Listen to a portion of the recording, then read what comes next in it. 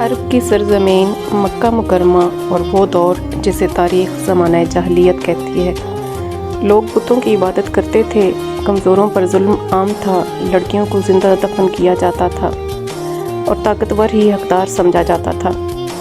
ایسے ماحول میں سن 570 عیسوی میں قبیلہ قریش کے ایک معزز خاندان بنو ہاشم میں ایک عظیم ہستی کی ولادت ہوئی۔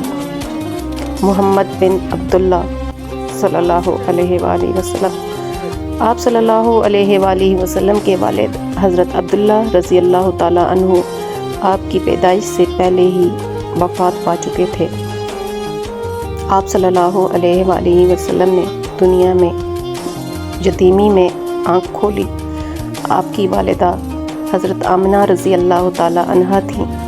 روایت میں آتا ہے کہ انہوں نے اپنی زندگی کے ابتدائی چند سال آپ صلی اللہ علیہ وآلہ وسلم کی محبت اور پرورش میں گزارے، لیکن جب آپ صلی اللہ علیہ وآلہ وسلم کی عمر 6 سال ہوئی تو مدینہ سے واپسی پر مقام ابوا میں ان کا انتقال ہو گیا۔ یوں 6 سال کی عمر میں آپ صلی اللہ علیہ وآلہ وسلم ماں کے سائے سے بھی محروم ہو گئے۔ اس کے بعد آپ صلی اللہ علیہ وآلہ وسلم کے دادا عبد المطلب نے کفالت سنبھالی۔ وہ آپ صلی اللہ علیہ وآلہ وسلم سے خاص محبت کرتے تھے۔ کہا جاتا ہے کہ وہ کعبہ کے پاس اپنی مخصوص جگہ پر بیٹھتے، وہ کسی کو وہاں بیٹھنے کی اجازت نہ دیتے تھے، مگر ننھے محمد صلی اللہ علیہ وآلہ وسلم آ کر ان کی گود میں بیٹھ جاتے تھے اور وہ خوش ہو کر کہتے، اس بیٹے کی شان بڑی ہوگی۔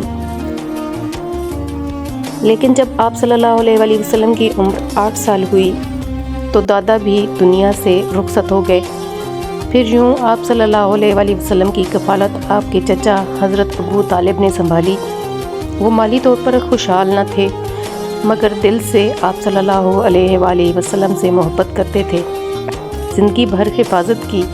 بچپن میں آپ صلی اللہ علیہ وآلہ وسلم نے بکریاں چرائیں۔ صحیح بخاری کی حدیث ہے کہ آپ صلی اللہ علیہ وآلہ وسلم نے فرمایا، اللہ نے جتنے بھی انبیاء بھیجے ہیں سب نے بکریاں چرائیں، اور میں بھی مکہ والوں کی بکریاں چرایا کرتا تھا۔ یہ بظاہر سادہ سا کام تھا، مگر اسی میں صبر، تنہائی میں غور و فکر اور ذمہ داری کی تربیت تھی۔ جوانی میں آپ صلی اللہ علیہ وآلہ وسلم تجارت کی طرف متوجہ ہوئے۔ آپ صلی اللہ علیہ وآلہ وسلم اپنی سچائی، دیانت اور حسن اخلاق کی وجہ سے مشہور ہوئے۔ مکہ کے لوگ آپ صلی اللہ علیہ وآلہ وسلم کو صادق اور امین کہہ کر پکارتے تھے۔ حضرت خدیجہ رضی اللہ تعالیٰ عنہا جو مکہ کی معزز اور مالدار خاتون تھیں، انہوں نے آپ صلی اللہ علیہ وآلہ وسلم کی امانت داری سن کر اپنا تجارتی مال آپ صلی اللہ علیہ وآلہ وسلم کے سپرد کیا تاکہ آپ شام جا کر تجارت کریں۔ واپسی پر غلام میسرہ نے حضرت خدیجہ رضی اللہ تعالیٰ عنہا کو بتایا کہ محمد صلی اللہ علیہ وآلہ وسلم نہایت سچے، پاکیزہ اور اعلیٰ اخلاق کے مالک ہیں۔ اسی کردار سے متاثر ہو کر حضرت خدیجہ رضی اللہ تعالیٰ عنہا نے نکاح کا پیغام بھیجا۔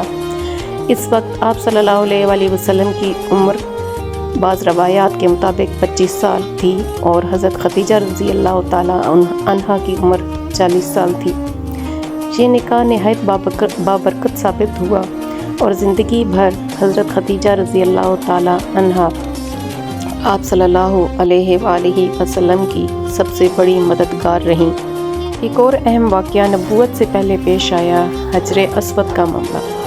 جب قریش نے خانہ کعبہ کی تعمیر نو کی تو حجر اسود کو نصب کرنے پر قبائل کے درمیان شدید اختلاف ہو گیا۔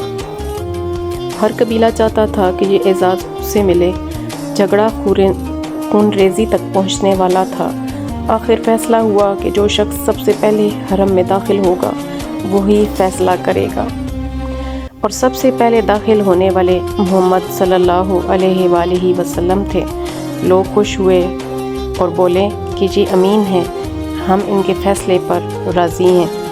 آپ صلی اللہ علیہ وآلہ وسلم نے حکمت سے چادر بچھائی، حجر اسود کو اس میں رکھا، ہر قبیلے کے سردار کو کنارے پکڑنے کو کہا اور پھر اپنے ہاتھوں سے حجر اسود کو اس کی جگہ پر نصب کیا۔ یوں ایک بڑا فساد ٹل گیا۔ یہ سب کچھ نبوت سے پہلے کا ہے، مگر کردار کی عظمت پہلے ہی ظاہر ہو چکی تھی۔ آپ صلی اللہ علیہ وآلہ وسلم کبھی بتوں کے سامنے نہیں جھکے، کبھی شراب نہیں پی، کبھی جھوٹ نہیں بولا۔ آپ صلی اللہ علیہ وآلہ وسلم کا دل ہمیشہ حق کی تلاش میں تھا۔ 40 سال کی عمر میں آپ صلی اللہ علیہ وآلہ وسلم مکہ کے ہنگاموں سے دور غار حرا میں جا کر عبادت اور غور و فکر کرتے، وہاں تنہائی میں اللہ کی یاد میں وقت گزارتے، اور پھر آخر کار وہ وقت قریب تھا جب غار حرا میں پہلی وحی کا نزول ہونے والا تھا۔